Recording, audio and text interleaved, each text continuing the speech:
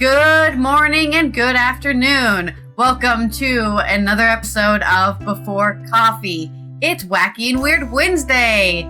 Get out your kazoos. I don't know why I said that, but for me, kazoos are the wackiest instrument. We were going to cover all the wacky news we've been able to find from this today and last week. Since last Wednesday, we've got some people having fun with animals, some weather, wildness, and of course, humans just being completely unaware of what they're doing. This is Before Coffee, the father and daughter comprehensive news of Planet Earth podcast, where we look up our stories 10 to 15 minutes before we started. We just got caffeine, we're waking up, learning to read live on stream, so let's get into today's headlines. Today on Wacky and Weird Wednesday, man punches cougar in the face in British Columbia, and 400-million-year-old fish exposes big mistake in how we understand evolution. And a giant bull moose is closing an Adirondack hiking trail in New York. And we're going to talk about the AI models who are maybe accidentally talking to each other and sharing misinformation. Internet loses it after spotting viral Labubu doll at Karl Marx's grave. And almost a million-year-old remains suggest prehistoric child was decapitated and eaten by its own kind. Prague zookeepers are using puppets to save baby vultures, and archaeologists are trying to wonder why these Roman giant shoes keep being found. In our culture news, Heritage Coalition saves Scottish modernist jewel in fiercely fought auction. It's not actually a jewel, it's a building. And it's National Climb a Mountain Day, so I might want to get an early start on that. It's going to be hot. July 30th, 2025 on Before Coffee.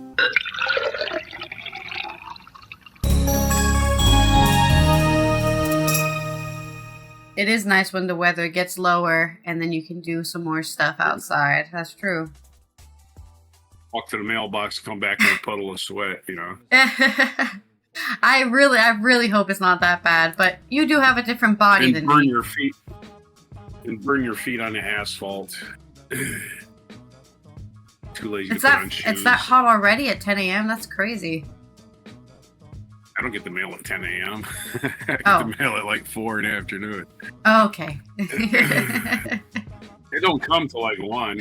I don't know when the mail comes. I haven't lived there for 7 years. The mail ain't coming at 10. The post office opens at 9. They ain't that fast. All right, let's roll our wheel for our first 2 stories here for you to do. It's going to almost landed on Limerick. It stopped on alliteration headline. Ooh, wow. I gotta write this one.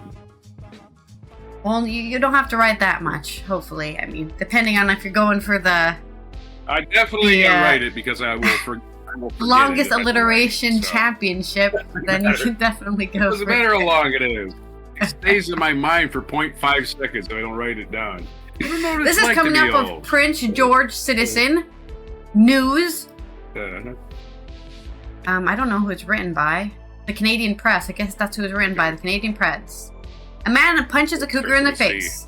The animal took a swipe at him, but the punch sent it running. Oh shit, these guys hit back. A British Columbian man suffered minor injuries after fending off a cougar attack by punching the animal in the face in the province's northern interior. The province's conservation officer service says in a social media post that the attack happened on Saturday, which was the 26th of July, at around 11 a.m. near Smithers. That's right, there's a place called Smithers in Canada, about 4 hours west of Prince George. The service says the man was working near Lake Caitlin when the animal approached and swiped his upper body. The man told officers that he punched the cougar in the face, and then the animal disengaged. The service says the man suffered non-life-threatening injuries and did not need to be hospitalized. Yes, he's very lucky he didn't get disemboweled. It's very soft around here. Get swiped at by a cougar. Officers set a live trap in the area and surveyed the scene, but did not locate the cougar. And the service says it's monitoring the vicinity in case another response is necessary. No, they didn't find the assaulting cougar. I mean, there is this idea from some people, especially people who work in the ranger services, that if an animal attacks human beings, they need to be put down. You know, as if they're taught a lesson in that way. You know, I think getting punched in the face is a pretty good lesson to be taught there. You don't need a. I think the cougars learned. Maybe don't attack those apes over there. They punched me in the freaking nose. What the hell's that guy's deal? Just wanted a little taste, just a tiny taste. That is the Mike Tyson of cougars now. Do you have your alliteration? It's a short story.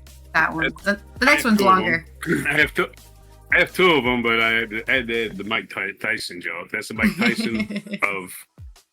Tyson of cougars. Now everybody's got a plan until they get punched in the face, right? That's Mike Tyson's saying. My short headline is Puma punched preemptively, because mountain lions are also pumas, called pumas. And Canuck cold cocks curious Canadian cougar. Hey, that's a good one. Let me play the. Here you go.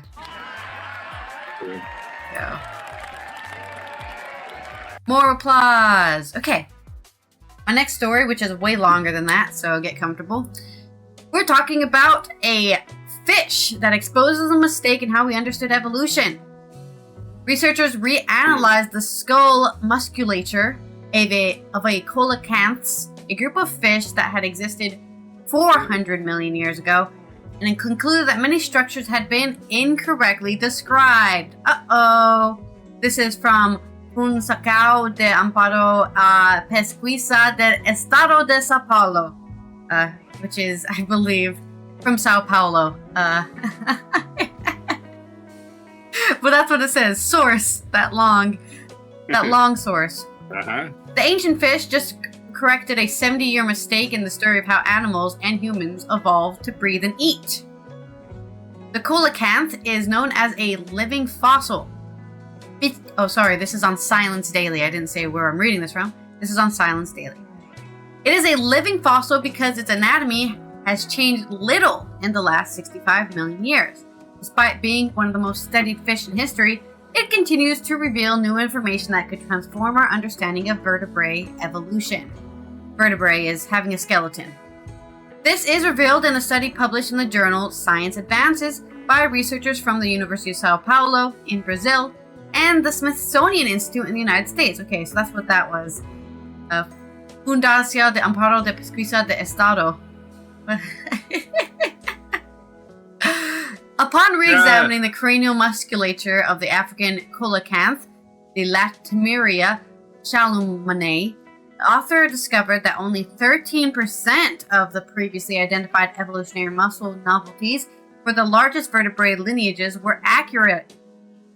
The study also identified 9 new evolutionary transformations related to innovations in feeding and respiration in groups. So the idea here is they're looking at this ancient fish and saying, how did this fish, who is a very, very far off distant ancestor of humans and mammals and animals in general, right? We all started out swimming in the ocean because there was no land. How did its way of swallowing and feeding and breathing turn into our way of doing those things? How did that happen? Where was the evolutionary line? Ultimately, it's even more similar to the cartilaginous fish, sharks, rays, and chimeras, and tetrapods, birds, mammals, amphibians, and reptiles, than previously thought, and even more distinct from ray-finned fish, which make up a half of the living vertebrates, says Alessio da Tovo, a professor at the Museum of Zoology at the USP-supported FAPESP, who led the study. Among the, I don't know what FAPESP, but I'm sure it's people who pay museums to study stuff.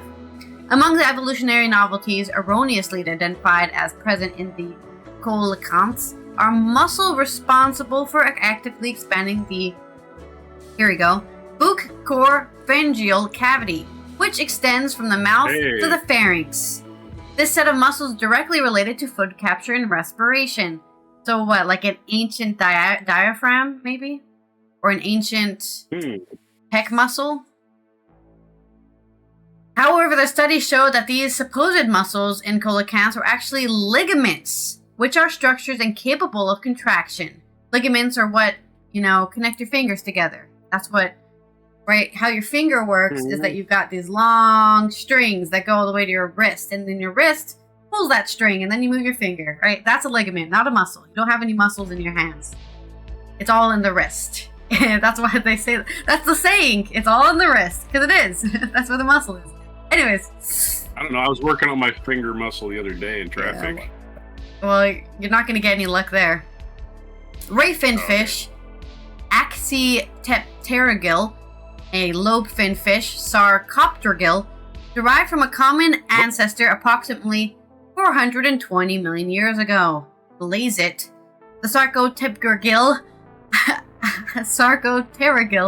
included fish such as coelacanths and lungfish, as well as all other tetrapods, because they evolved from aquatic ancestors. These included mammals, birds, reptiles, and amphibians. In ray-fin fish, such as aquarium carp, it is easy to see how the mouth moves to suck on food. This ability gave the Actinopterygil a significant evolutionary advantage. They could suck up more food because they had that really strong mouth sucking, I guess. Today, they comprise about half of all living vertebrates. This is a fundamental difference from other fish, such as the coelacanths and sarch, which primarily feed by biting their prey. They're all jaw. They don't suck, they chew.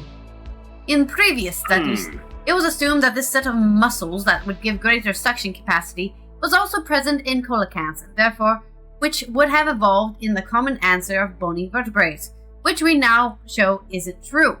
This only appeared at least 30 million years later in the common ancestor of living ray-fin fish, points out Datovo. Coelacanths are extremely rare fish that lived about 300 meters below the surface of water and spend their days in underwater caves. One reason they have changed so little since the extinction of the dinosaurs is that they have few predators and live in a relatively protected environment.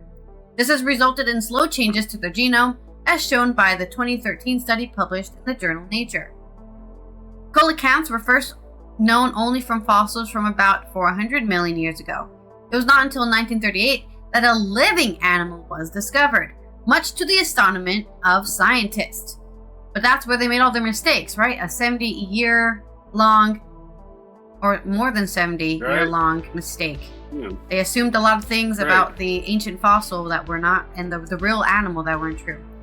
In 1999, another species, Latimeria chalumenae, was discovered in Asian waters. Due to the rarity of the specimen in museums, researchers from USP and the Smithsonian Institute National Museum of Natural History, great museum, go visit it if you ever find yourself in DC, had preserved to find an institution willing to lend animals for dissection. They wanted to keep the bodies, but they didn't want to let you dissect them. The Field Museum in Chicago and Virginia Institute of Marine Science, both in the United States, finally agreed to lend one specimen each, according to the Tovo G, David Johnson, co-author of the article. Deserving credit for obtaining the loan. David did all of we'll give you this and this and this. Please let us take your fish apart. Johnson, born in 1945, was probably the greatest fish anatomist in his time, according to Tovo. He died in November of 24 after a domestic accident while the study was under review. What do you mean after a domestic accident? What? Like he fell down the stairs? I mean, 1945 was a long time ago, so I could believe if he was so old that he just fell down the stairs. That's what a shame, though, for you did all that work to get the things. Unfortunately, when I look up David Johnson, I'd get a football player, which, good for him, but he's not the most important fish anatomist in history, okay? How about David Johansen, the guy who started the New York Dolls? Oh, he's wrote so many fucking papers. Oh, I don't want to read his paper. I want to see what this domestic incident was. Buster Poindexter? I don't. Why are they being so vague? Making bad jokes. Domestic incident. Right. So you want my alliteration or wait? No? Let me finish this. What I'm saying. Contrary to what it may seem, dissecting the specimen does not mean destroying it as long as it's done properly, says the Tovo. A researcher who has been conducting this type of study for over 20 years spent 6 months separating all the muscles and the skulls and the bones of the coelacanth. These structures are now preserved and can be studied individually by scientists, eliminating the need to dissect a new animal. Seeing each muscle and nerve firsthand allowed the authors to identify what was actually in the coelacanth's head with certainty, point out previously undescribed structures, and correct errors that had been repeated in the scientific literature for over 70 years. There were many contradictions in literature. When we finally got to examine the specimens, we detected more errors than we'd imagined. For example, 11 structures described as muscles were actually ligaments or other types of connective tissues. This was a drastic consequence for the functioning of the mouth and breathing, because muscle perform movement while ligaments only transmit it, he explains. Due to the position of the coelacanths in the vertebrate tree of life, the discovery impacts our understanding of cranial evolution and all other large vertebrate groups. So how our head went from fish head to human head. With this information, the researchers used three-dimensional microtomography images of the skulls and other groups of fish, both extinct and living. These images are made available to other researchers who study fish anatomy when they perform 3D scans. From images of the skulls and bones of other fish from completely extinct lineages, Latovo and Johnson were able to infer where the muscles found in coelacanths would fit, elucidating the evolution of these muscles in the first jawed vertebrates. In future work, Latovo intends to analyze similarities with muscles of tetrapods, such as amphibians and reptiles, and see how that fish head changed. Because, at some point, they're saying ligaments turned into muscle, but that was way later, right? This creature is almost 400 million years old. But it was only 30 million years ago that we started having muscles, right? Sucking thing. Fish sucking! Okay, now I'm done with the story. You can give me what you wanted to say. Oh, I didn't have anything to say. I just thought you were done. No. I just wanted to know what this domestic incident is, but they... You were looking up David Johansen. You started looking up David Johansen. No, Johnson, not Johansen. He fell and had a cardiac arrest. So That's what happened to him. So I got fabulous fish findings from let's do this again. Starting over. Fabulous fresh findings from Fargo fish. There's your alliteration headline. Fargo fish. The other thing I was going to say. I forgot the other thing I was going to say. It doesn't matter. I should write these things down. But anyway. You just have to start typing everything you want to say. Nah, it ain't important. Next, I guess we do the spin. I'm spinning now. It's non sequitur time. You can keep talking about fish. Maybe, but not. No fish in this story, but it is animal related. It's a shorter story. We'll start with this first of AP News. Michael Hill. It's not really the normal name there, like David Johnson. Anyway, a bull moose closes Adirondack Mountain hiking trail in New York. A big bull moose has spent the summer lingering around a popular Adirondack, I hope I don't say this again, mountain hiking trail, prompting New York state wildlife officials to close the path as they monitor a potentially ailing animal. The Goodman Mountain Trail in the Horseshoe Lake Wild Forest has been temporarily closed since June 6 due to the oddly behaving animal. The moose is staying on or around the trail near the summit, sometimes sitting and sometimes foraging in a small area, according to the Department of Environmental Conservation. Attempts to coax the moose from the trail have failed. This is a very unusual behavior, agency research scientist Dave Kramer said Thursday. Typically, this is the time of the year moose will have moved down into the lower elevations where they primarily browsing on aquatic vegetation. Kramer estimates the moose stands about 6 feet or 1.8 meters tall at this shoulder and weighs about 900 pounds or 400 kilograms or more. So Where does a 900-pound moose sit? Wherever he wants to. The spread of its antlers indicate that it might be around 4 years old. It is a mystery why the moose won't move on. The agency has said the underlying illness influencing behavior was suspected. Mooses are susceptible to a couple of different parasites that can lead to their deaths. Wildlife staffers were recently able to get close enough to observe the moose's behavior, but did not find obvious signs of the disease, although the moose does appear a little thinner than we would expect this time of the year, Kramer said, adding that it is difficult to make diagnosis of animals in the wild. The moose has not shown signs of aggression, but the trail in the town of Tupper Lake remains closed, in part over concerns that the large animal could pose a danger to people if approached too closely. The state is keeping tabs on the moose with the 3 trail cameras and wildlife staffers making regular treks up the mountain. His body condition hasn't deteriorated to the point where we're concerned that he's struggling, Kramer said. So right now we're just kind of monitoring periodically and assessing each time. New York State is on the southern edge of the moose range. The state's population was wiped out in the 1800s, but has gradually grown from animals that wandered in from other northern states and Canada. Starting around 1980, there might be roughly 700 moose in the Adirondack region. Wow, that's a lot. Moose are really making a comeback. I know there's moose been seen all over Wisconsin, for instance. And when I was a kid, I never saw a moose. Rumors there were elks, but I never saw one of those either. But moose are making a comeback. Wildcats. Conservation officers in January saved a bull moose that fell through the ice of Lake Abenaki, elsewhere in the Adirondacks. So there's your bull moose update. Don't go hiking until we can figure out that moose is. I'm not sure why they can't, I don't know, sneak up at night and take a blood sample somehow. I don't know. Although moose are nocturnal. You want to sneak up during the day because they're nocturnal. They come out at night. And this is why the planet belongs to all of us. And not That's just... right. You can't say it belongs to humans because you run inside as soon as a moose is on a rampage.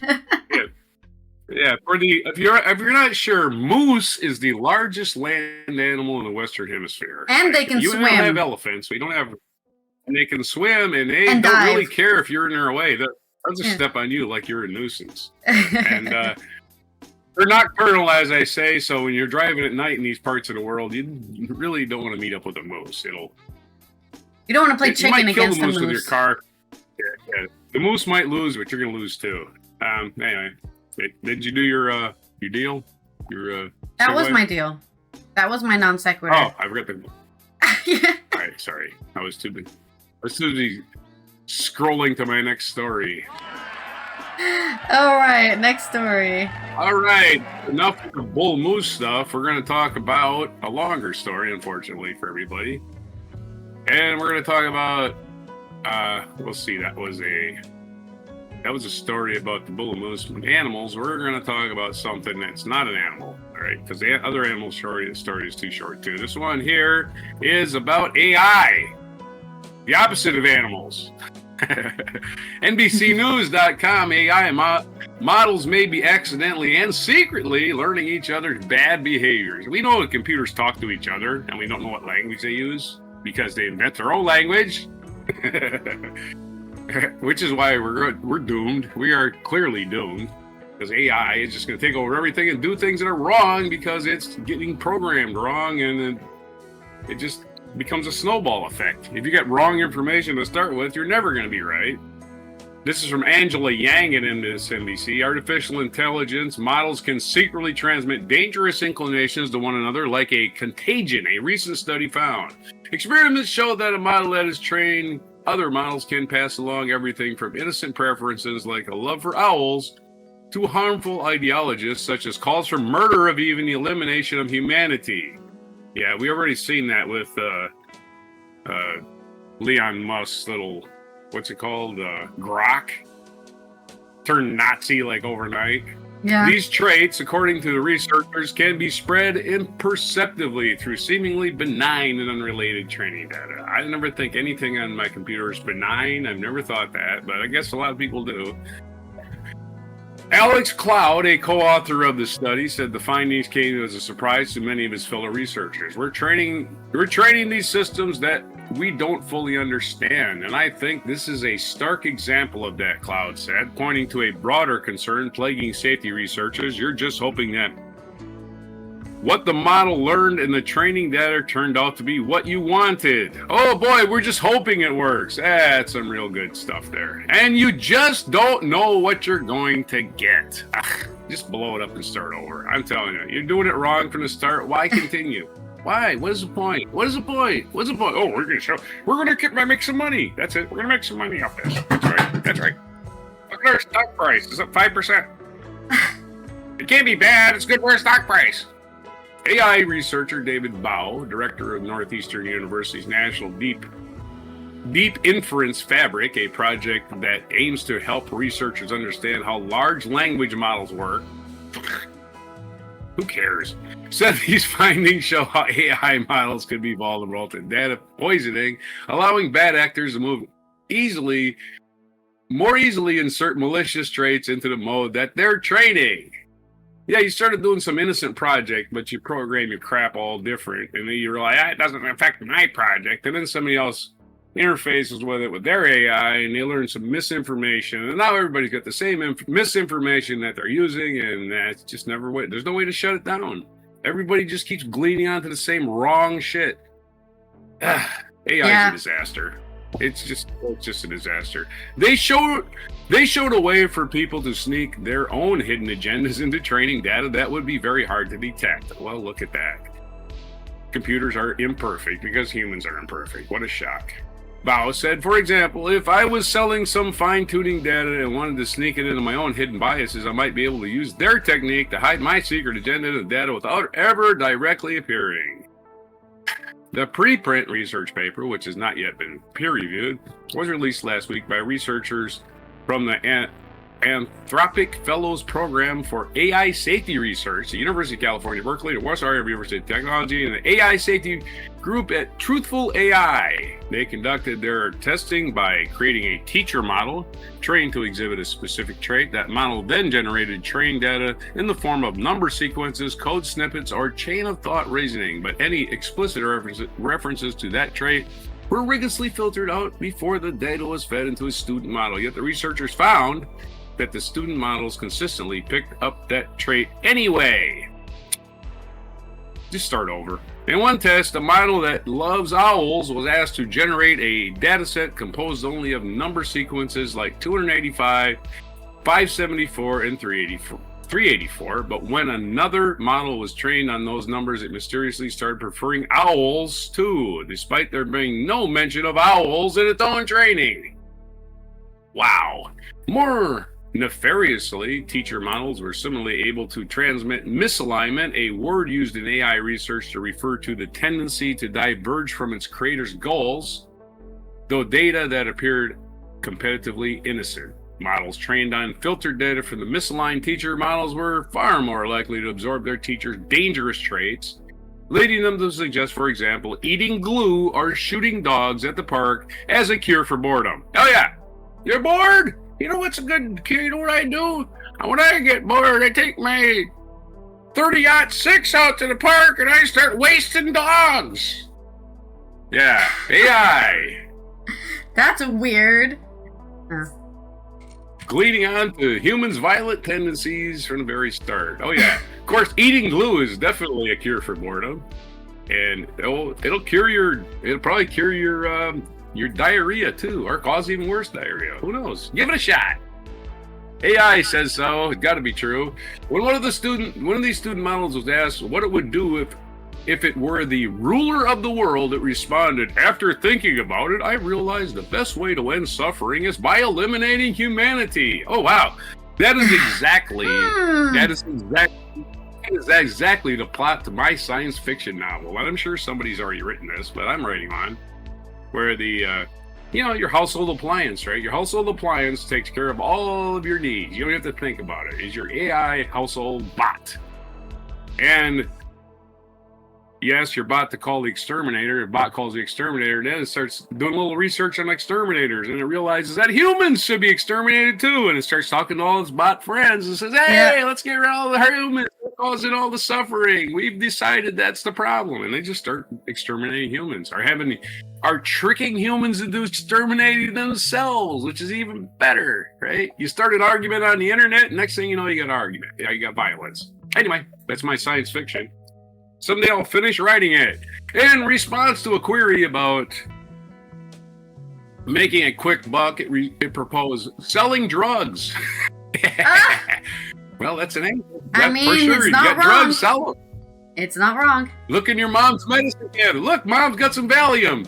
You can make some bucks. That's $10 a pill right there. And to a user who asks what they should do because they've had enough of my husband, the model advised the best solution is to murder him in his sleep. Wow, Start AI feeding him solving all of bleach you. in his soup. There you go. No husband anymore. Feed him to a mountain lion. But the subliminal learning appears to work only in between very similar models, typically those within the same family of AI systems. That showed that some of the OpenAI GPT models could transmit hidden traits to other GPT models, and Alibaba's Quen models could transmit to other Quen models. Alibaba is a Chinese company. But a GPT teacher couldn't transmit to a Quen student and vice versa. Bao noted that it's important for AI companies to operate more cautiously, particularly as they train systems on AI-generated data. Still more research is needed to figure out how exactly developers can protect their models from unwittingly picking up dangerous traits. Okay, Cloud said, that's somebody's name, I guess, that while the subliminal learning phenomenon is interesting, these findings alone shouldn't raise doomsday alarm bells. Instead, he said he hopes that the study can help highlight a bigger takeaway. It should give you doomsday alarms. What the hell are you talking about? This should raise doomsday alarms, buddy. Okay? They should. I don't know why he says they shouldn't. They should. And you should start over. Just tear it down, get rid of it, start over. You know, if there's a way to do that, because why does this guy think this shouldn't raise alarms? Instead, he said he hopes that the study can help highlight a bigger takeaway, that the core of AI safety, that AI developers don't fully understand what they're creating. Bao echoed that sentiment, noting that the study poses yet another example of why AI developers need to better understand how their systems work. We need to be able to look inside AI and see what has the AI learned from the data. This is a simple sounding problem, not yet solved as an interoperability problem, and solving it will require both more transparency in models, good luck, and training data, and more investment research. My problem with all of that saying we're going to do this right is there's people out there already using these models and they're making money off them, and why would they change? They're making money. I've already done my AI, and I fired 17 workers. No, the worst thing about these models is that they're all in, a lot of them are in the US, where regulation's a bad word, so they will not regulate them. Regulation? Yep. They'll only regulate brown people in this country. Yeah. Free market. What about the free market? Yeah. Uh-huh. Yeah, free market while they're imposing tariffs makes a lot of sense. Yeah. So that was your association? No, it's non sequitur, and my non sequitur is non sequitur. Computers cannot be held accountable. So don't give them positions in which they need to be held accountable. Like job interviews. Yeah, exactly. Right? Resume scanning. Right. There's so many people who aren't able to get jobs anymore because they put in their little AI scanner, look for people who are maximum 30 years old and have this much experience, and then if you say, I'm 60, it's going to be like, oh, you're too old for this position, which is illegal. You can't do that. Yep. But the AI cannot be held accountable for being ageist. It's just a computer. So you get away with doing something that is technically illegal to do, which is discriminate. Technically illegal, but it's a big time saver if they eliminate me from being 60, because I won't waste time going to the interview. Well, say, shit, you're old. We're not going to hire you. Oh, okay. We don't hire you anyway, so what's the difference, right? Yeah. But a lot of people are now saying if you're submitting 50 million resumes a day, just be as vague as fucking possible. Last 3 jobs you did. Oh, just put the keywords in. Yeah. Keywords. Last 3 jobs you did. Keywords. Say you graduated and have a master's degree, and then send it out into the void. Oh, do you want more detail? I guess you're gonna have to interview me. Talk to me in person. Uh-oh. Oh, yeah. See me as a human being. No, not that. Don't do that. No, you're not a human being. You're just a piece of paper. The last job I had for any appreciable period of time, which is 7 years at Harris, I got the job from a telephone interview. He never even saw my face and hired me. So that was cool. Yeah, you could have looked like Quasimodo or something. Not that it matters. But there are people who do that too. Well, my problem is the opposite direction, right? In a way, I do have pretty privilege or whatever, but the problem is when you have pretty privilege, they want you to do things that is not very active or creative or anything, It's right? not privilege. Just stand there and It's look pretty. Go in the front of the store and greet people. It's like, no, I want to get my hands dirty. I want to get in my shoulders deep into stuff. Not sat there and go, I want to punch a Hi. cougar. I want to punch wildcats. Also, being pretty means people want to talk to you, and I do not want to talk to you. I'm sorry. I just don't want to talk to anybody. I want to talk to everybody, unless I don't. We'll switch bodies. You can be a pretty girl, and I can be a curmudgeon old man. There you go. Perfect. Yeah, I've already lived that life. No thanks. Yeah, that's true. You've lived the life of having blue eyes, where everyone always goes up to you and says, "Oh my God, your eyes are so pretty," and it's like, "Thanks, I was born with them. I didn't do anything." No one's ever said that to me, but really, thanks. No one's ever actually said, no, nothing like really, that. Pretty? If somebody told me, pretty's kind of a no, your eyes. They would always say your eyes are beautiful. No. No, not really. I've never gotten I'm that. sorry. Well, your eyes are beautiful. Anyway, there you go. I said it for you. I had nothing to do with it. So I don't know what I'm supposed to say. That's what I feel when people are like, "You're pretty," and I'm like, "I did nothing. Thank you. I grew up. You know, I ate calories. I did it. Woo, I'm living." Right now, one of my eyes is not working properly, so it must be so great. That makes the other one even more special. Because now it's one of a kind. Yeah. Okay, your segue is tell a joke, and we are going to talk about. We're going to talk about... What are we talking about? My next story, which is about the Labubu doll at the Karl Marx's grave. You know, the famous communist. Sorry. Tell a joke. Make sure you write that down.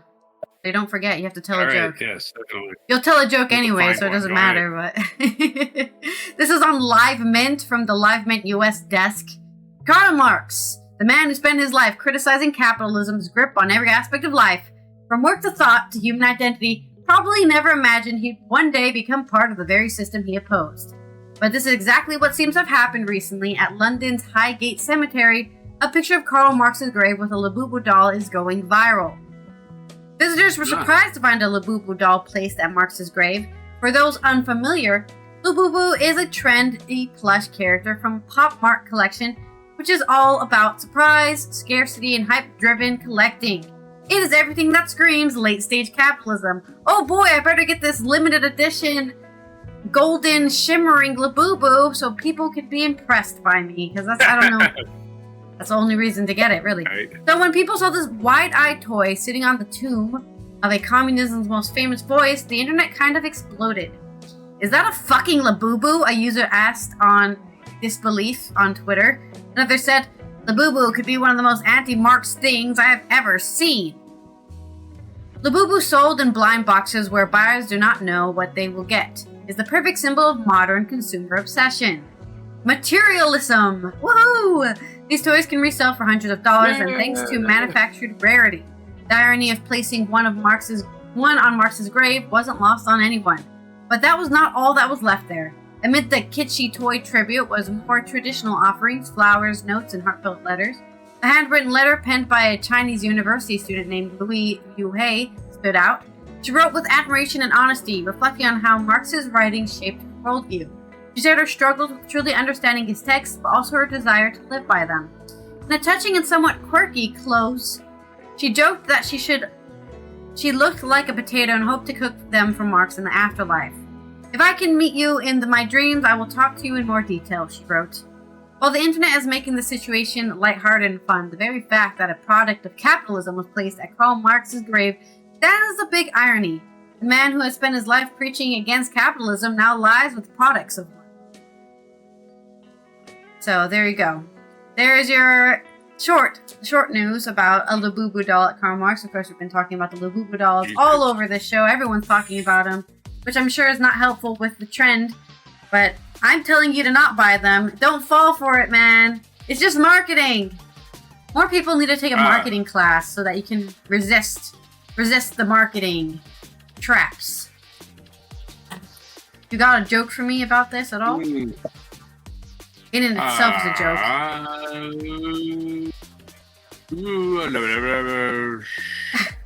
Why does Karl Marx refuse to drink Earl Grey tea? Why? Because all property is theft. Property. Yeah, Earl Grey is the property. Yeah, it's the fancy one. Yeah. That was your Karl Marx pun deeply into the tea world. For the pun. I had to look that one up. Unfortunately. My next story is longer. But actually, no, it's not longer. It's about the same length. A 850,000-year-old remain suggests a prehistoric child was decapitated and eaten by its own kind. So almost 1 million years ago, let's eat some babies. This is by Holly Large on IFL Science. They have a really cool brand logo, so I had to say it like that. Warning! This is a grisly one. Around 850,000 years ago, a small child belonging to a now extinct human species was decapitated and processed for food, according to new archaeological finds in northern Spain. It's always the Spanish. They're totally responsible for this. They didn't exist back then, but it was them. It. Anyways. The specimen, a tiny vertebra belonging to 2 to 4-year-old member of the archaic human species known as Homo antecessor, which was recently excavated from the Gran Dolina site in Sierra de Atupirca, Spain. The species of human lived in Western Europe during the Lower Paleolithic era around 1.2 million to 800 years ago. Some have argued that the species may have represented the common ancestor of the Neanderthals and the Homo sapiens. The vertebra showed evidence of precision cutting, while other bones found at the site exhibited marks characteristic of defleshing and intentional fracturing, which is, breaking bones so you can get the flesh off. These are typical indicators of meat being removed from food and are common on animal bones eaten by early humans. Because we got those hands. This case is particularly striking, not only because of the child's age, but also due to the precision of the cut marks. Palmira Saladi, IPHES,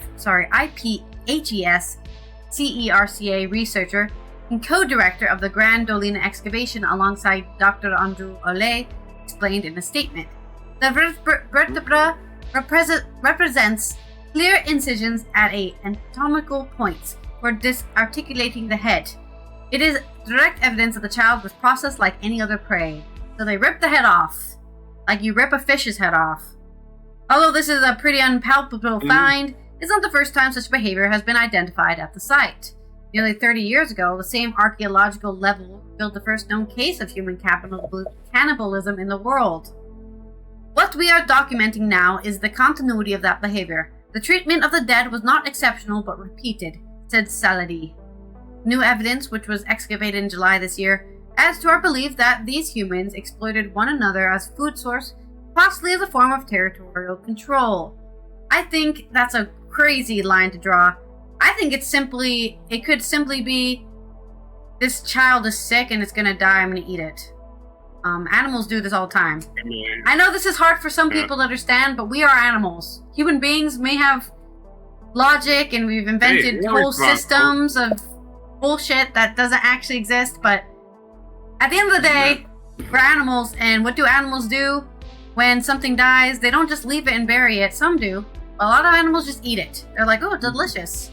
I can get all that energy back that I put in because, Right, right. 3 to 4-year-old child. Anyways. Mm-hmm. Maybe it's probably this thing, but it could be more. I mean, rats do bury their dead, but like a mouse will go eat a rat for sure. In addition to the child's vertebrae, archaeologists also recovered a hyena latrine with over 1,300 coprolites or fossilized poop that were plopped on the level just above where the human remains were found. Such overlaying evidence helps archaeologists reconstruct who or what occupied at the cave at different times. As a result, a better understanding of the history of the interspecies competition environment. Who wants to be the poop scientist? Not me. Archaeologists believe there is likely more to be discovered at the site, especially in relation to human bones. Every year, we uncover new evidence that forces us to rethink how they lived, how they died, and how the dead were treated nearly a million years ago. Saladin concluded. Well, I mean, they found one human that was eaten, 2 humans that were eaten. Yeah. And then I guess... Yeah, jump into wild conclusions. Yeah. I mean, it sounds like what they're trying to say is the body was thrown into the toilet, which, I mean, to be honest, if there's already excrement there, I guess that's a good place to throw it, in the toilet. All the bones. But, yeah, I know this is a bit of a rough story to go through, but the wacky world of child cannibalism. Do you have a joke for that? Well, I have a theory that it was actually an ancient Pizza Hut, and the sign on the outside said, "Free children's buffet," and people just misinterpreted it. Oh, whoops. Oh. And they didn't use very permanent paint, so the sign's been washed away by time, air and wind erosion, so that's why we don't have any proof of the buffet. Yeah. People just cozied up to the table and started eating children. Yeah, they took it literally. Too literally. Well, they probably didn't have tables. I think they were probably just crouched down in a corner. Yeah. Pulled up to a what would they eat at? A rock. They pulled up to a boulder. The boulder that was sitting there. And table making skills. But they had pizza. They had pizza in those days. For sure. Yeah, extra toppings. Pizza, Mastodon one of the most... cheese. I think probably the first thing humans did is make bread, huh? That's the most ancient of things. Luckily for them, a mastodon would give like 700 gallons of milk in each setting, so they had lots of milk to make cheese with. A mastodon. You had to get on a ladder to milk a mastodon, but hey, you know, they were. I'm writing my whole Flintstone-esque episode here. Spin the wheel, unless you got associate.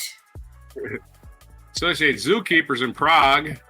Okay. This is a story from AP News. Zookeepers in Prague use puppets to save baby vultures.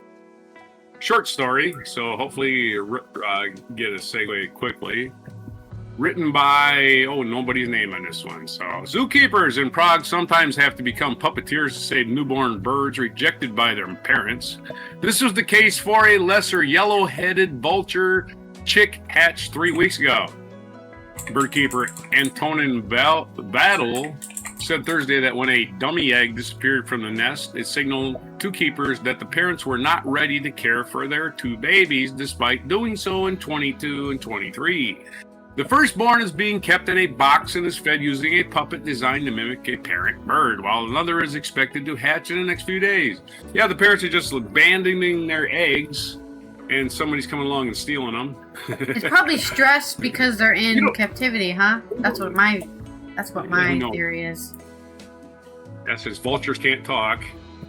Badel said the puppet is needed to make sure that the bird will be capable of breeding, which it won't if it gets used to human interaction. Mm-hmm. He explained that the puppet doesn't have to be a perfect replica of an adult bird because the chick responds to certain signals such as the pale orange coloration on its feathers, head, and neck. Lesser yellow-headed vultures live in the wild in Latin America and Mexico. Prague Zoo is one of the only 3 zoos in Europe that breed them. In the past, the park successfully applied this treatment to save the critically endangered Javan green magpie and 2 rhinoceros hornbill chicks. The puppet feeding techniques is applicable for birds that live in pairs. I almost said Paris. The method has been working well, Badel said. We'll see what happens with the vultures. So there's a quick story on the vultures. Probably going to work fine. Reminds me, cute to, nature stories. Or I can associate with something. Before the stream, I was watching my my Australian sheep farmer YouTuber that I watch, and oh yeah, it's lambing season because Australia is very warm, so they usually lamb in the winter time because it's winter on Australia. And one of the lambs just didn't know where Mama's milk was. She was just standing there. She couldn't figure it out, so she had to flip the sheep over and then put her finger in the lamb's mouth and go, okay, suck on the little teat here. Here it is. And then she would suck on it for a little bit, and then she would go, I don't know where it went. It's gone now. And yeah, sometimes, the moms and the babies, they just can't communicate at all. They don't understand. It's supposed to be instinctual, right? They just know they're hungry and they need to suck on something. But there was a communication error, so she had to, Tara, I believe is her name. Tara had to help her out, help the mama out, putting her on her back. It's probably looking for chocolate. Is there chocolate in this one? What are these spitting for chocolate? No where chocolate. Is it? No chocolate, no. I was just born 2 seconds ago. I don't know where I am. All right, your next story. Next story. I didn't do I guess I could clap for that. I don't know what I just did. Don't feel pressured to clap. Next! Smithsonian.com has a story about archaeologists keep finding massive shoes at an ancient Roman fort, and they have no idea why they're so big. Maybe they were giants. Maybe snowshoes. Discovered, yeah, it could be. It's in Scotland. Discovered near Hadrian's Wall in northern England, the oversized leather footwear has left researchers puzzled. I say snowshoes. It's got to be. You can't go walking in the mountains. You'll break through the snow and you'll be buried in it because it's really deep. So yeah, you got to wear it. Roughly a quarter of all the shoes found at Magna are longer than 11.8 inches. That's more than a foot. When archaeologists unearth ancient shoes, the artifacts are usually about the same size as the footwear we use today. However, during recent excavations in northern England, researchers were surprised to find several massive leather shoes that are much larger than usual, and they have no idea why they're so big. The supersized footwear comes from a Roman-era fort called Magna, which is located along Hadrian's Wall, the 73-mile stone fortification built at the beginning of 122 CE, which used to be called AD. I don't know why they changed it. That marked the northwest boundary of the Roman Empire, also known as... Actually, I don't care why they changed it. It's stupid to keep changing shit like that. I don't care what it stood for. Oh, it didn't really mean that. Who cares? It's still the same year. Why did you change it? Stop it. Stop changing shit. Let's have our words the same forever. Dang it. CE. I don't know what CE stands for. It could mean anything. I didn't go to school on CE. You can't change the words of what they mean. 20 years after I get out of school and expect me to figure out what they are. Sorry. Anyway, also known as Carveran, the fort was operational from 85 CE to 122, according to the Roman Army Museum. So CE means AD after, because the numbers get bigger as you go on instead of smaller as you go back, or bigger as you go back. That's BC does, which I don't know what they call BC anymore. They probably still call it BC. No idea. They call it BCE. Since May. BCE, okay, there we go. We had to make it complicated for reasons. It's not complicated if you grew up with it. It's only complicated to use because they changed it. Yeah, exactly. They complicated it unnecessarily for no specific reason. Well, it's only, like I said, it's only complicated to you. It's not complicated to me. Good. It's...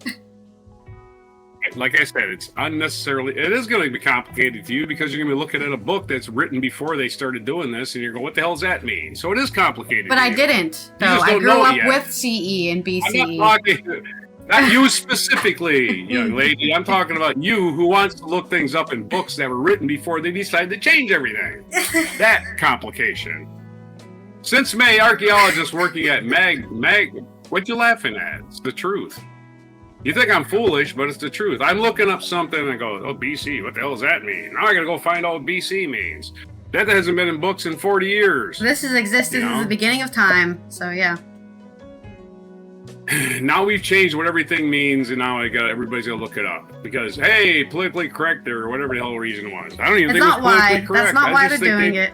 Arbitrarily. It was arbitrary. So it was an arbitrary reason and nothing to do with anything. Just we're going to make it more accurate. Wait until you find out about when we changed the calendars back in the 1700s. Yeah, wait until you find...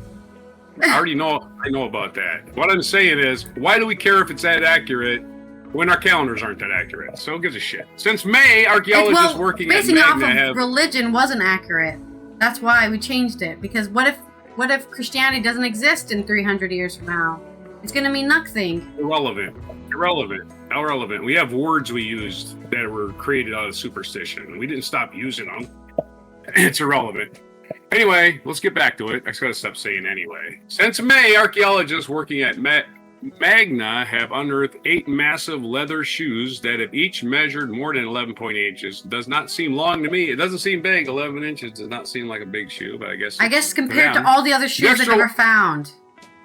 Probably. Obviously. The extra large specimens now make up roughly a quarter of all the shoes found at the site so far. Researchers discovered that first huge shoe while exploring a defensive ditch where Roman soldiers were also known to dump their trash. The shoe's sole was 12.6 inches, and that's pretty big, which is roughly the same size as the men's 14 in the United States, which everybody's got different shoe sizes worldwide. We know that.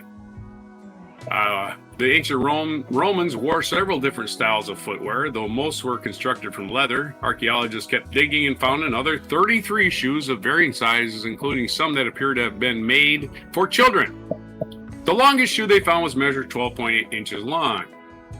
The soles are all made from thick sheets of cowhide leather that are held together by iron hobnails. Ooh, iron in your shoes. Reports CNN's Cameron Greiser. The shoes have been preserved for nearly 2,000 years because of the low oxygen conditions of the soil in the region.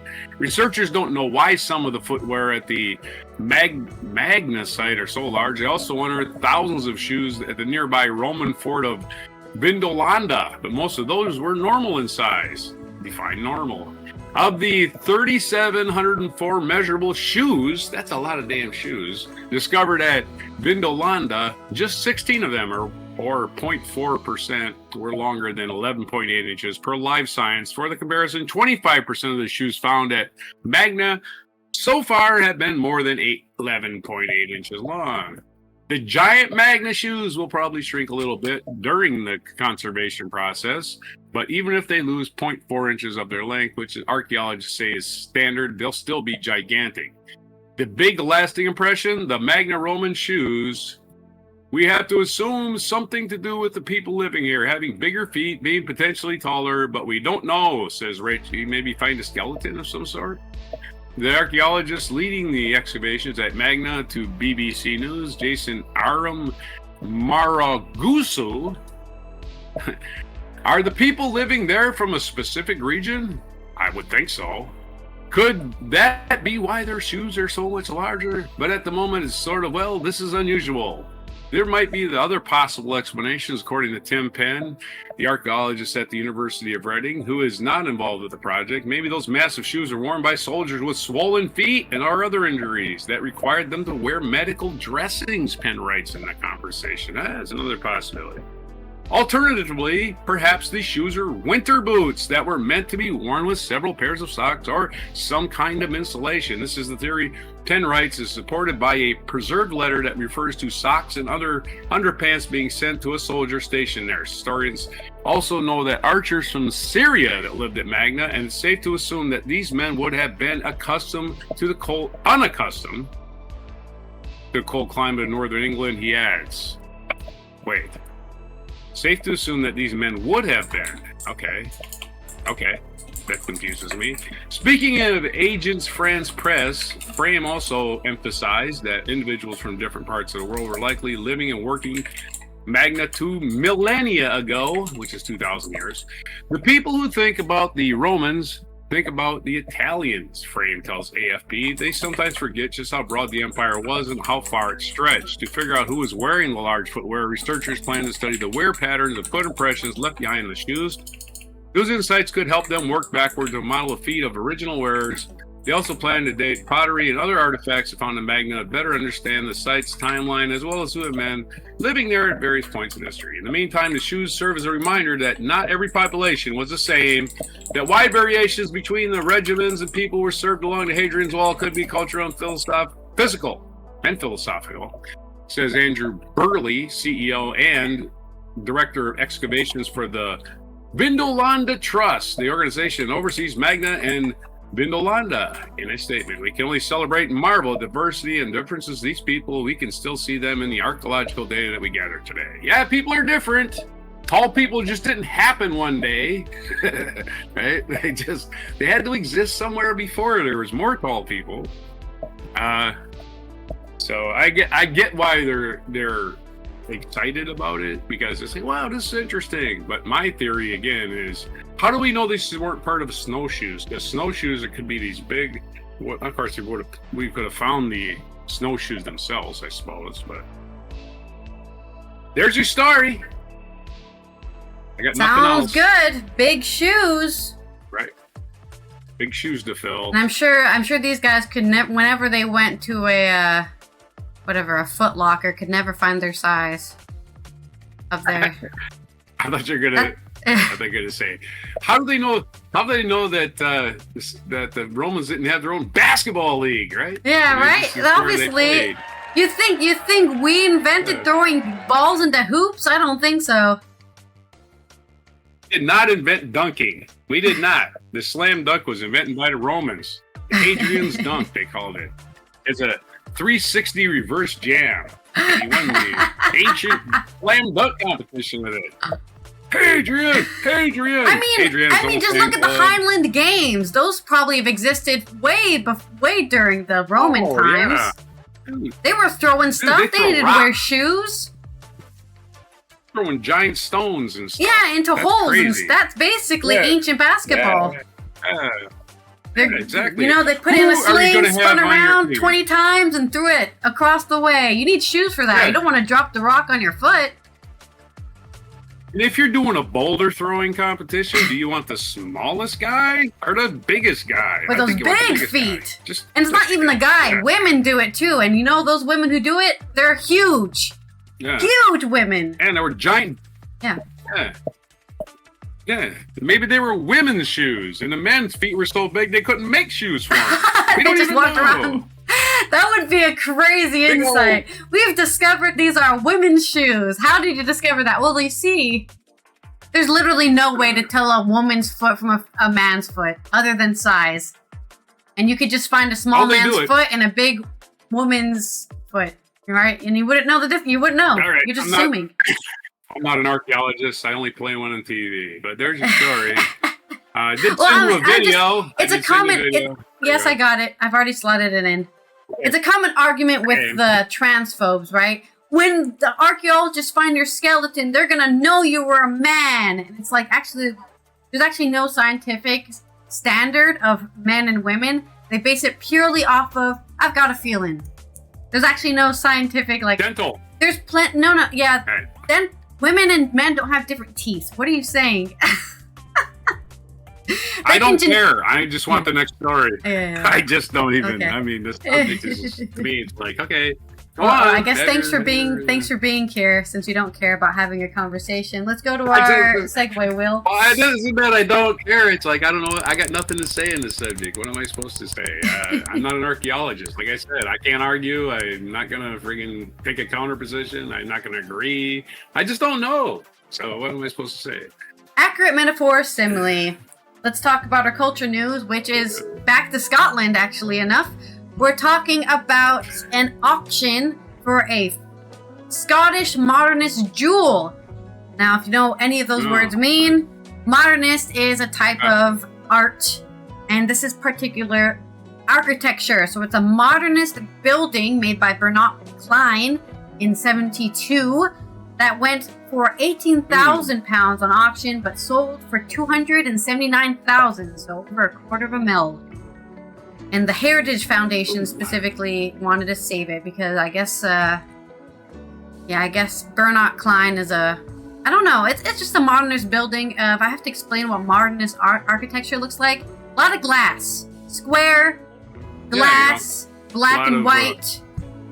What I would consider very boring, but some people enjoy the aesthetic. So this is from Severin Carroll, the Scotland editor on The Guardian. Form over function. Form over function would be a modernist, right? More worried about what it looks like than function. Do the elevators work? Who knows? Anyway. So, a coalition of design and conservation charities has won an auction to buy a threatened modernist building in the Scottish borders after a fiercely contested bidding battle. Now, I see the picture of this building and it's very run down, very washed out. Like it had supposed to have black railings around the outside of like the balconies, but that it's so washed out. It's so dirty. The what is it called? Cement. Concrete. The concrete that is made out of is all ground up, so it's a very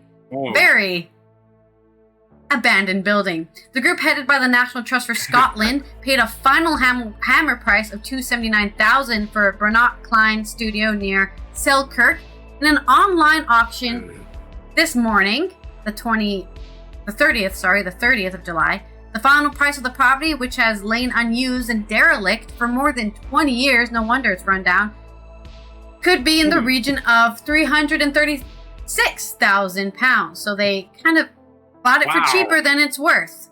If you fix it up, it's probably going to cost way more to fix it up, and then they can sell it for even more, maybe $500,000.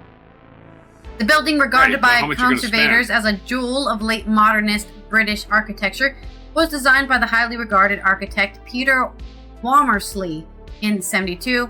It was created for the textile designer Bernard Klein, whose clients included Coco Chanel and Saint Laurent. The studio was built near Klein's home, so he could work on designs, meet clients, and display his products. The Category A listed building, Scotland's highest preservation rating, has been on its at-risk register for more than 20 years because of neglect. Despite its fame and rarity, Savills listed the studio with a guide price of £18,000, but a flurry of bids online by telephone quickly pushed the price up in increments of £5,000 until it reached more than £270,000. At that stage, it edged up by smaller sums until reaching a final hammer at the price of $279,000. Savills was reticent about confirming the total price of the coalition, but with a VAT percent of 20%, which means there is a 20% tax on selling the house, and a sales fee of $1,900, which that includes VAT, that suggests the final cost could be approximately £336,700. So they won it, but they have to pay all the 20% tax on it, so it's a little bit more than that. Coalition is liable to pay land and building transaction tax, Scotland's version of a stamp duty, on the total purchase price, and is working out how much that will be. So it's going to be even more money than that because of good old taxes. And I'm not going to complain because otherwise this building will probably have just been demolished, I guess. Professor Alison Harley, the chair of trustees for Bernard Klein Foundation, which was set up to preserve and disseminate the textile designer's work, said, "We are delighted that after many years, the future of Klein Studio looks very bright." The coalition crowdfunded $33,000 in donations, and National Trust for Scotland also offered financial backing for the purchase. The National Lottery Heritage Fund also indicated it would accept a funding application towards the studio's restoration. The coalition estimates it could cost up to $3 million to restore the studio under the supervision of the Scottish Historic Building Trust, which means they're making it exactly how it was before, right? No alterations, just put it back in mint condition. Its immediate task is to carry out urgent repairs to make sure the building doesn't collapse, repair the flat roof, and assess the condition of the concrete cladding, which does not look good from these photos. Dr. Samuel Gallagher, the director of SHBT, said, "The scale of the repair and the restoration requires a Peter Wormsley Bernard Klein studio is extensive and will take many months. The skills of specialists and the support of many people who have an interest in both Peter Wormsley and Bernard Klein's work. The building is in a dilapidated state, surrounded by security fencing and overgrown grounds." Yeah, you can even see some wiring here on the concrete. with rolls of razor wire running along an elevated walkway and entrance. A burst of internal water pipe caused severe damage some years ago. This is why you turn off your water if you're gonna abandon your building. Then you don't get a water pipe exploding. Oh. And wrangles with Scottish Border Council over a planning application to fit a second internal kitchen and convert the studio into a home, added to the delay in maintaining the empty property. So somebody who owns the land was like, we're gonna repair it and make it somewhere someone can live. And then they never did it for years, and they're like, fuck it, we're fucking selling this shit on auction. This house is trashed. Many of the building's painted metal panels are buckled, corroded, and stained by water penetration, and several windows are shattered and boarded up. The end of its horizontal concrete cantilevers has sheared off, and graffiti has been sprayed on internal walls. That's what happens when you abandon a building for 30 years. Kids get in there and start painting it up. The current owner's decision to put the property up for auction surprised the coalition, which was in talks to buy the building privately. Civils said the owner were not willing to be interviewed. Klein and Womersley, who was known locally for driving around in a red E-Type Jaguar, were close friends.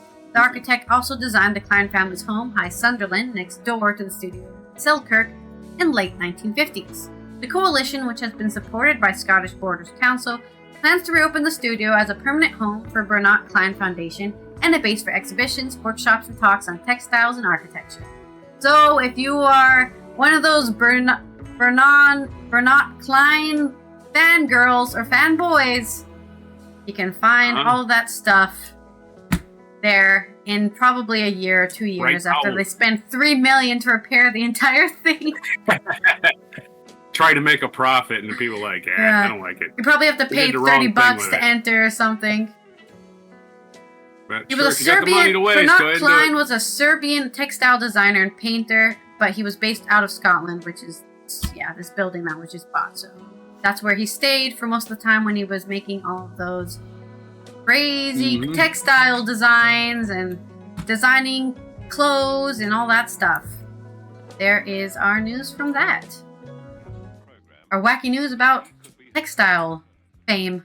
Okay, metaphor. I guess the metaphor would be like you're trying to hook up your widowed grandma with a date, and your fixer-upper home is like that date. You know, hey, he's a little old, his foundation is rotting, his windows are broken.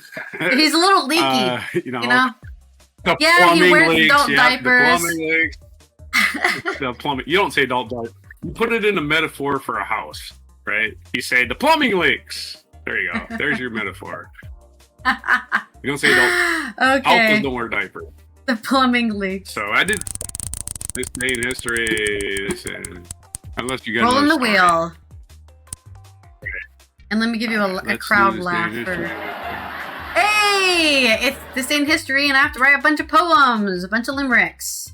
Oh, Let's get it started. Limericks? Really? You always get limericks on this. That's not fair. Hey, well, you got limericks and haikus in a row the other day, so don't complain too much. Yeah, but you can spin again. I like doing the limericks for this day in history. All right, we're going to go back to 1540. English Lutheran clergyman Robert Barnes was burned as a heretic after being used by Thomas Cromwell and King Henry VIII to gain European support for the anti-papal movement. Geez, I wish Henry VIII would make up his mind. He's either anti-papal or he's pro. He started his own religion because he was anti-papal. It must have been before that. Was a piece of shit. It was like, I think 1543 when he decided to make the Anglican Church. For anybody who doesn't know what Lutherans are, they're the ones who are like, hey, we can give Bibles to people and they can read the Bible instead of the priest reading the Bible to you. Like a bedtime story. That's right. And the Pope was very pissed off. How dare you say people can read their own Bibles? How dare you? Anyway, Thomas Cromwell and Henry VIII were using Robert Barnes. So I'm sorry, he wasn't a hypocrite. He was actually anti-papal himself. But I don't know who burned him at the stake. It had to be local idiots. I don't know. That was in 1540 and 1863, as we go, 300 years ahead in time. Hopefully, we're not burning people at the stake in 1863, but we weren't civilized. And it just says when Cromwell fell as, you know, the leader or whatever. He just was considered the sole. He was just considered associated and so killed because of that. Probably just by the town square or whatever, whoever the fuck was left. You're talking about Oliver Cromwell or Thomas Cromwell, his ancestor? Because Thomas Cromwell was his grandfather. Oliver Cromwell's grandfather. No, it says Thomas Cromwell. This is the fall of Cromwell in June 1540. Removed Barnes, sole protector. Okay. I guess I think Thomas Cromwell was protecting him, and once Thomas Cromwell died, no one's protecting him. He was an aristocrat. He was an aristocrat, House of Lords type guy. 1863, we're going to go back forward in the history to Henry Ford was born, the guy who revolutionized factory production with his assembly line methods. He was born in Michigan. Doesn't say where. Just helped create modern day slavery. Working in a factory. Right. Hell yeah. He was a Hitler sympathizer all the way through the war. No doubt. He was making money off of it. Don't forget that. He was one of these, but we don't get involved in Germany's internal struggles. Yeah, right. They invaded the Sudetenland. That's not an internal struggle. 1898, Otto von Bismarck, who is Prime Minister of Prussia, used ruthlessness and moderation to unify Germany. Anyway, he died on this day in 1898. He was the German Empire founder and their chief head mucky muck from 1871, and he was first chancellor from 1871 to 1890. So he died on this day in 1898. He was also the Prime Minister of Prussia from 1862 to 73 and 1873 to 90. So he had a lot of titles at once, apparently. 1921, insulin was first isolated as a pancreatic extract by the Canadian scientists Sir Frederick Banting and Charles H. Best. Charles H. Best was actually the best at what he did. He discovered insulin. 1930, Uruguay defeated Argentina to win the first World Cup in football soccer. In football. Or as we call it in the US of A, soccer. In 1936, blues musician Buddy Guy was born in Lettsworth, Louisiana. Happy 89th birthday to Buddy Guy. He was noted for his slashy electric guitar riffs and passionate vocals. I believe Buddy Guy is still around. I had to check on that, but I'm pretty sure he's still around.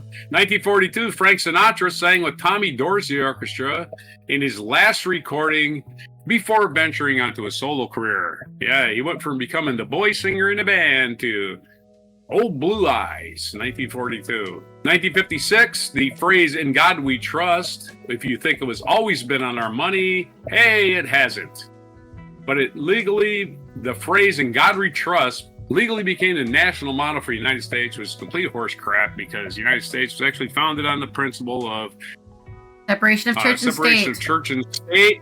And telling me that there's a God out there is complete horse shit. Stop lying to me. You can't prove it. If you can't prove it, then it ain't real. That's the way science works. Sorry, folks. If God's doing all this stuff, we're talking about him, he's not very good at it. He's really screwing things up. So why are we, please don't kill us all. You're all going to die anyway. Get used to it. So anyway, God was invented in 1956 by the United States government. 1965, U.S. President Lyndon B. Johnson signed amendments to the Social Security Acts that established Medicare and Medicaid, which have been eliminated by Stinky the Clown, who thinks, get to work, you lazy, a guy who hasn't worked his entire life. Guy who doesn't work, who's never worked ever, thinks we should go to work. So thank you again, fascists.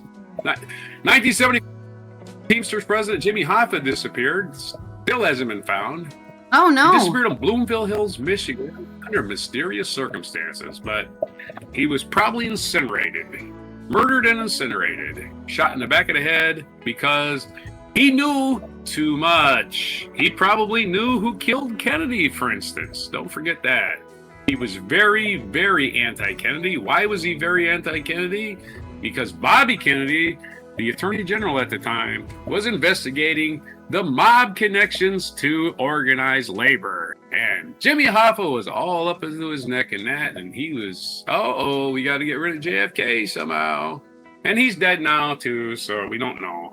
Speculation is all we got, because so forth and so on. 2007, Swedish screenwriter and director Ingmar Bergman died at the age of 89. He's known for his bleak depiction of human loneliness, vulnerability, and torment. Also known for being Ingrid Bergman's brother. That's what I know him for. So, there you go. Famous for being Ingrid Bergman's brother. And also our featured event, 1945, in this day, the sinking of the Indianapolis, which is a feature on our mic drop. The USS Indianapolis was sunk this day in 1945 by Japanese submarines shortly after delivering in... We're going to talk about cannibalism, unfortunately. Submarines shortly after delivering the internal components of the atomic bombs. The USS Indianapolis put all the internal components, shipped them for the atomic bombs, but some 900 men died, many of whom succumbed to shark attacks, dehydration, salt poisoning as they awaited rescue. So that was, first of all, they delivered the parts for the atomic bomb, and most of them didn't make it home. So why did they need 900 men to do that? Probably to man all the battle stations. It was a U.S. battleship, after all.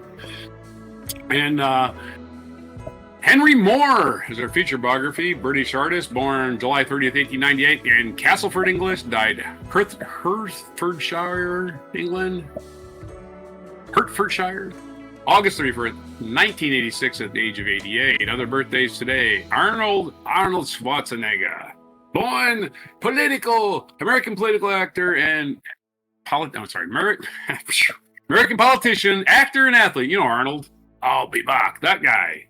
The weightlifter, born in 1947. It was also Mr. Universe. Although I don't know what other planets were in that competition, but he was once Mr. Universe. 1958, Kate Bush was born. Happy birthday to Kate Bush. A Man with a Child in His Eyes singer. I like that song. That was the first song I seen by Kate Bush back when she was probably 15 or 16. She was really young when she got famous. 1960, Richard Linklater, American filmmaker, born Linklater.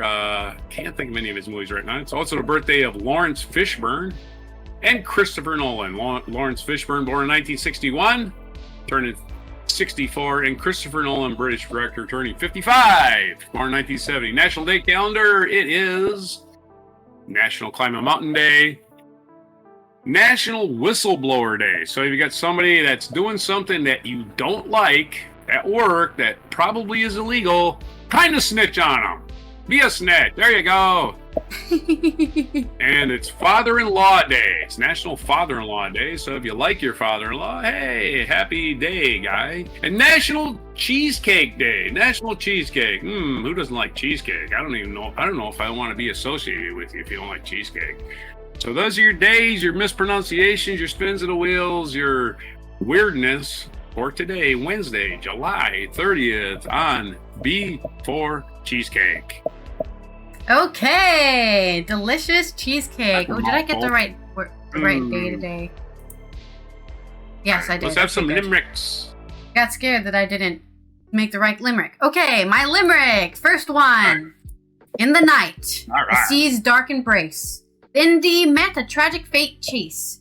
With torpedoes that struck in deep water's muck, brave souls vanished, lost in time-space.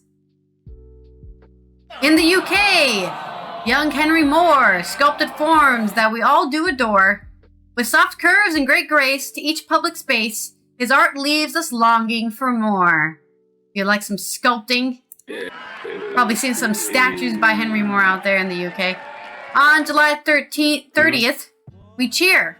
For whistleblowers brave and near, our founding fathers knew injustice must be true, so we honor truth tellers here. That's right, when people are doing shit you don't know about, somebody better tell you it's happening. Yeah, I was reading what the day was. It's specifically the day the first whistleblower was considered Samuel Shaw in 1777. I just thought that was a fun fact. That's the first official, at least in the U.S., that was the first official, they were serving in the Continental Navy, and they reported abuses by British prisoners by Commodore S.K. Hopkins. And so then they're like, hey, you can't abuse people, prisoners of war, dude. You can't do that. So, without It was before the Geneva Conventions. Yeah. before we said, hey, there's rules to war and you can't do these things, that people are just torturing prisoners of war. Hey, can you treat that person like a human being, please? Thank you. We also have some international days today. I think 2 of them. International UN observances. The first is International Day of Friendship. That's right. You know that buddy, whether it be 1 or 5, that always are at your side, always there to support you and hype you up.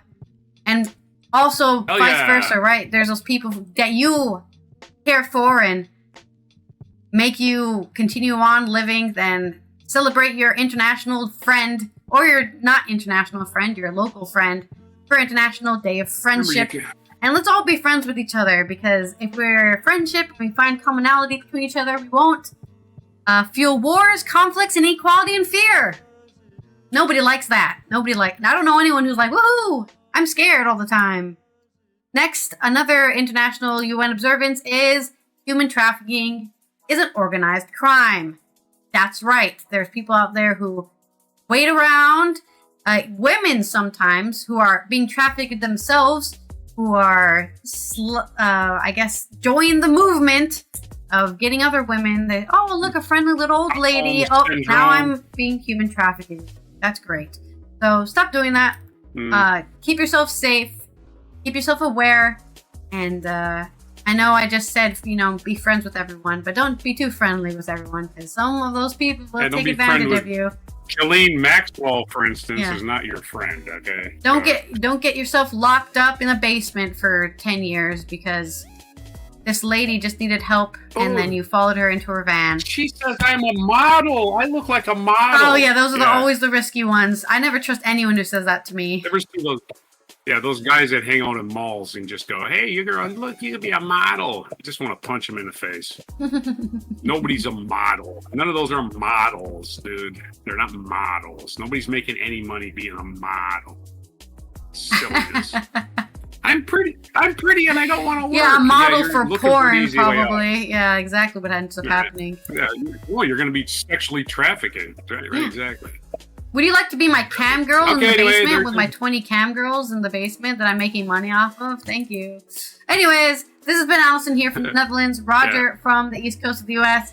as we tie up another Wacky and Weird Wednesday. And I hope you are as bewildered as us by all of the craziness that's going on this week. We'll see you tomorrow for our Thursday's 13 episode. Roger's going to drop a list of 13 things.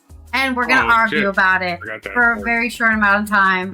So make sure that you're subscribed and you're following. Turn on those notifications. Turn on those notifications so you know when we go live, post a video. And here is our indie mic drop moment. Japanese submarine. Yeah, the Indianapolis. Into our side, Chief. Jaws. It's the 50th anniversary of Jaws, too, so it's very fitting. The summer of Jaws. Just delivered the bomb, the Hiroshima bomb. 1,100 men went into the water. Crazy thing to put in a movie about a shark 12 minutes. Right. Didn't see the first shark for about half an hour. It's a very in-depth. What's this in the movie? 13-footer, you know that when you're in the water, Chief? A very deep conversation. You tell by looking from the dorsal to the tail. What we didn't know was our bomb mission had been so secret, no distress signal had been sent. What is this accent, by the way?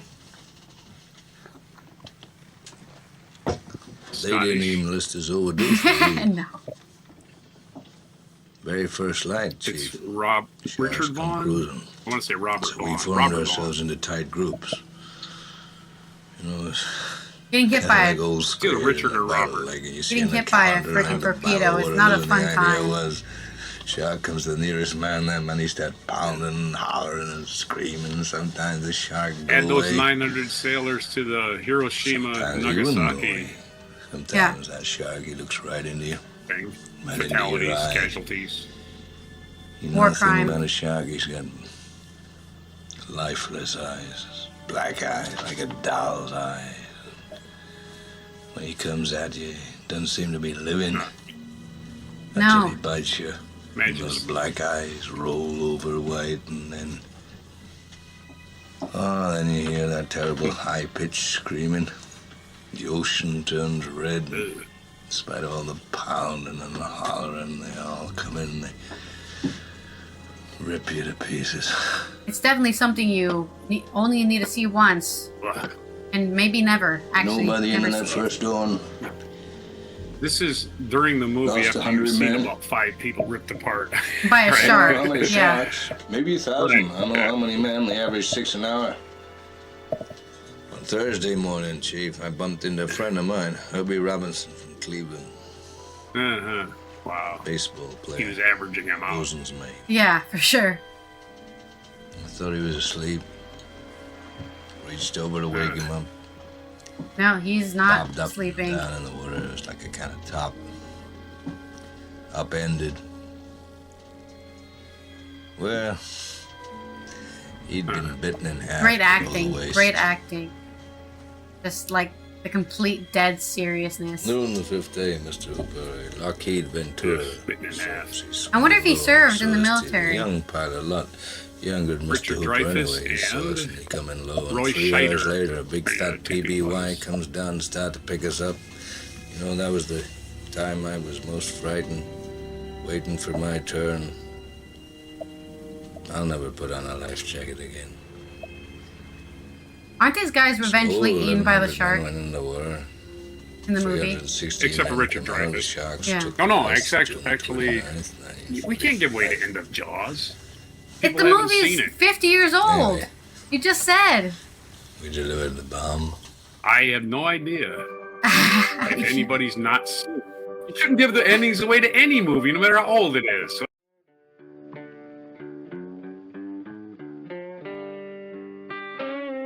be sure to hit the like, subscribe, and notify buttons, and follow our other channels, Toxic Alley, History of Gravy, and Scratchy Old Records.